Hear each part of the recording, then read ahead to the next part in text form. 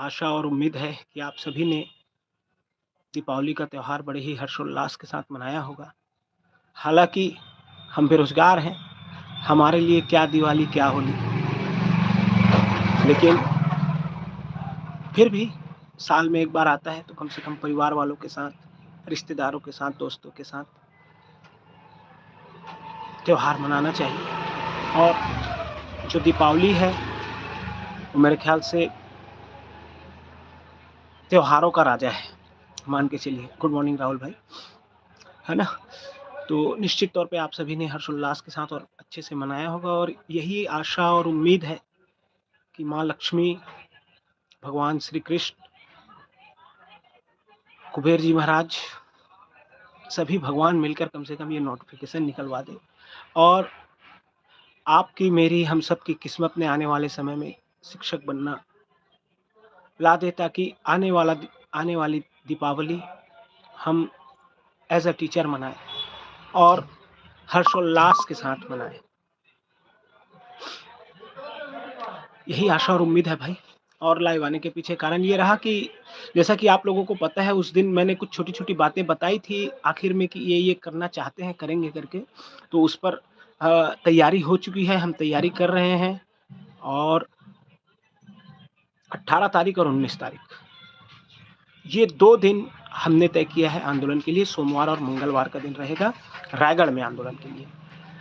और रायगढ़ में परिणाम अगर नहीं आता है, सकारात्मक परिणाम नहीं पता चलता है, तो निश्चित तौर पे हम माननीय मुख्यमंत्री विष्णुदेव साय जी के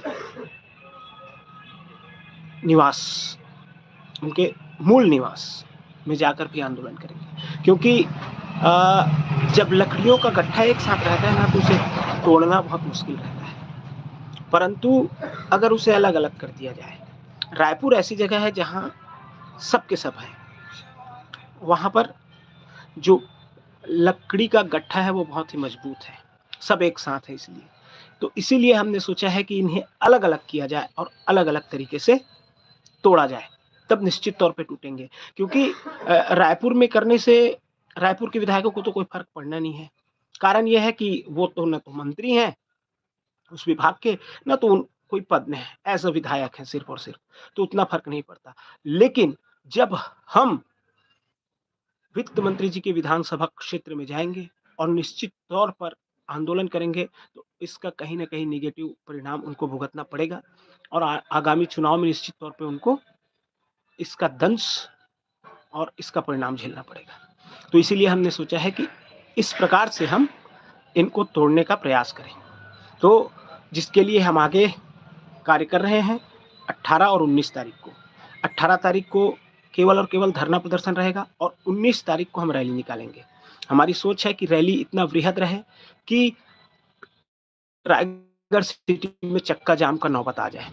अब चक्का जाम करने का नौबत करना इस प्रकार से नहीं कि बैठ जाएँगे। रैली जब निकालेंगे और जब हमारी भीड़ बहुत रहेगी, तो निश्चित तौर पर गाड़ियों की आवाजाही बंद हो जाएगी, तो निश्चित तौर पे परेशानी होगी और परेशानी होगी तो निश्चित तौर पे कुछ ना कुछ कदम तो उठाएँगे, ऐसी उम्मीद है। अभी से सुगबुगाहट होना शुरू हो चुका है। हमारे साथियों के पास फ़ोन कॉल्स आने शुरू हो गए हैं। तो साथियों, 18 और 19 तारीख की तैयारी कीजिए, है ना? और अच्छे से कीजिए और ये मत सोचिए कि ये आंदोलन रायगढ़ में है तो रायगढ़ जिले का है। हमारा जो आंदोलन है, एक सेकंड, हमारा जो आंदोलन है, ये आंदोलन प्रदेश स्तरीय आंदोलन है। सिर्फ़ और सिर्फ़ धरना स्थल चेंज किया गया है। यानी कि जो धरना रायपुर में होता था, वो अब रायगढ़ में होगा। तो ये प्रदेश व्यापी आंदोलन है और आप सभी साथी कमर कस लें, कमर बाँध लें। ये लोग तो युक्तियुक्तकरण को अपनी उपलब्धि बता रहे हैं, तो अब हमको बताना है कि ये इनकी उपलब्धि है या इनकी कमज़ोरी। ये बात हमें आम लोगों तक पहुँचाना है कि युक्तियुक्तकरण इनकी कमज़ोरी है, ना कि उपलब्धि है। राज्योत्सव में बड़े-बड़े बैनर पोस्टर डाल के उसे उपलब्धि बता रहे हैं ये लोग। ठीक है? तो साथियों, ज़्यादा समय नहीं लूँगा, आप सभी तैयार हो जाइए 18 और 19 तारीख के लिए और जमकर लड़ना है यार। जब तक जिंदा है तो जिंदा रहने का प्रमाण दो और भर्ती तो निकलवा के रहेंगे भाई और भर्ती आएगी ही, चिंता मत करें। जब तक भर्ती नहीं आएगी तब तक चुप नहीं बैठेंगे। इनके एक-एक विधायक, एक-एक मंत्री, एक-एक पदाधिकारी सबका हालत खराब कर देंगे। ठीक है साथियों, तो आप सभी तैयार हो जाइए। 18 और 19 तारीख दिन सोमवार और मंगलवार, समय कम है, इसका ध्यान रखते हुए सभी अच्छे से तैयारी कीजिए और इस बार ओपी चौधरी को उसके घर में सबक सिखाना है। ठीक साथियों, धन्यवाद।